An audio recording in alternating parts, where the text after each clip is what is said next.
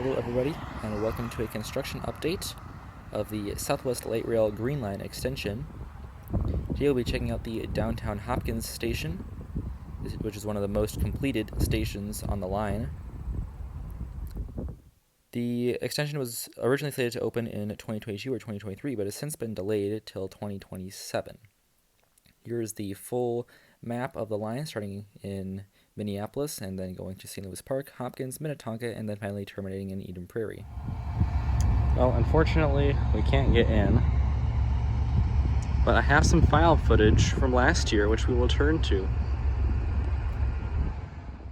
So yes, last year the station was open to the public, so I was able to walk onto it. There's nothing saying that you couldn't walk onto it. These are new, where it has little signs where the doors will be. So that is a very nice addition here. We have track 2 right here. This will be going to Union Depot, which is the northeastern terminus in downtown St. Paul. And then this is where the future map of the line will be.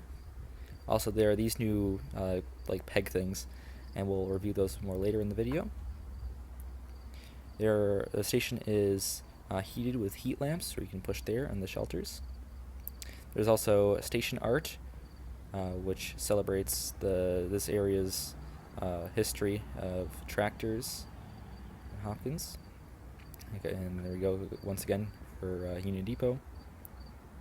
But a pretty simple station. Pretty much all the stations on the Southwest Light Rail will have the same basic design as a cost-cutting measure, so they don't have to design a bunch of new stations, but they'll all be in this sort of design, which is simplistic, but it gets the job done very well.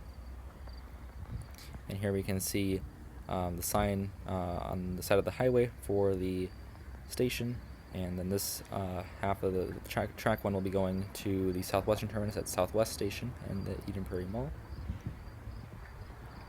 Once again, here we see where in the future the map will be. But yeah, that is pretty much it for the station. Pretty simple, but it gets the job done for light rail.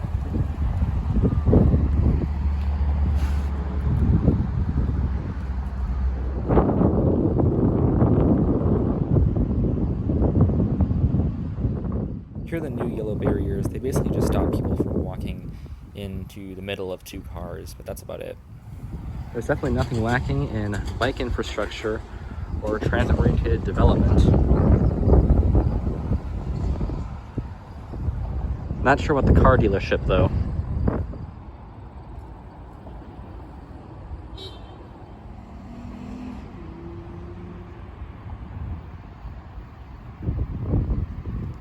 I really like the station art here.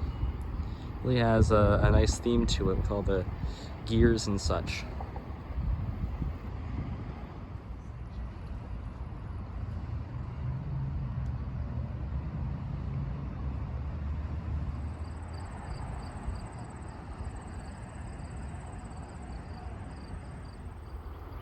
I mean, obviously I'm not going to do it, but there's nothing really stopping you right now from just walking on the tracks. Brand new tracks, too. Not sure what this big hole is going to be.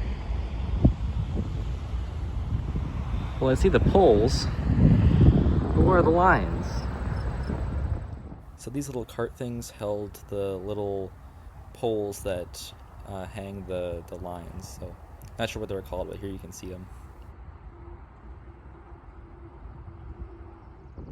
So along this section of the light rail, it parallels the Canadian Pacific Freight Rail line, but today they have this BNSF logo parked here for some reason. You might barely be able to see another structure down there. That will be another new station. That is Shady Oak Station, and I'll see how close I can get to it, but no guarantees that I'll be able to get close to it. The tracks don't seem to be in as good condition here.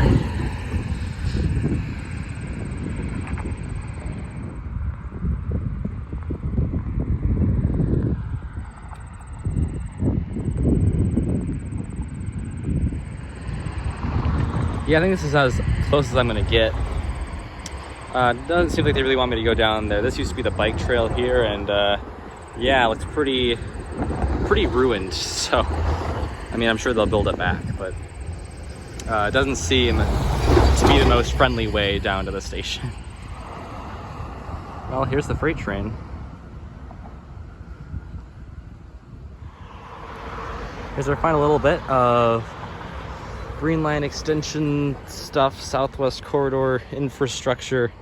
This is where they will be building a new maintenance depot for the trains right here in Hopkins, and it is definitely under construction, but looks pretty cool. I mean, they're just leaving it open. I mean, obviously I'm not supposed to enter, but I mean, just look how massive this thing is. This is incredible. There's a bridge over there where the light rail will go on, over the freight rail. And then look at all these ties over here. A lot of piping and stuff. Yeah, it's a big project here. Yeah, it's pretty incredible. One day there will be trains here. So that's going to be very exciting. So, in conclusion, the southwestern end of the line is pretty much complete. They just have to add in a few details, the lines, and do some testing, but that's pretty much it. Like, most of the stations and track is already in place and pretty much ready to go. However, we are still currently waiting on the construction of the tunnel at the Kenilworth Channel, which is the main thing that has slowed the layer all up since the beginning and has made it delayed many years and many cost overruns, and lost Met Council the control of the project, ceding it over to MnDOT, which hopefully they can salvage it a little bit. But it will still be another 3 years at least until this is up and running. And an idea that I think would be really cool is if they started service at the southwestern end. I'm not sure how feasible that would be, considering that they would have to put in the trains at the other end where it's not connected to the rest of the line. But if they were to do that, since the track is it's pretty much finished, they could probably get it up and running in probably about 2 years for everything that's not the Kenilworth channel. And so they could probably start service there in 2 or 3 years, and then after a few months operating that, then open it up to the rest of the line. And they would like the people in those communities would already get an introduction to it, and they would know how it would be like, the service. Of course, most of the passengers would probably be wanting to go into downtown Minneapolis and downtown St. Paul for everything in those places, but it would provide a nice connection between the suburbs, and one that would be a great connection. I mean, I would use it for whatever reason. Of course, I'm a transit geek, so obviously I would use it, but it is too bad that it keeps on getting delayed, and hopefully this 2027 date sticks. It has stuck for the past year or two.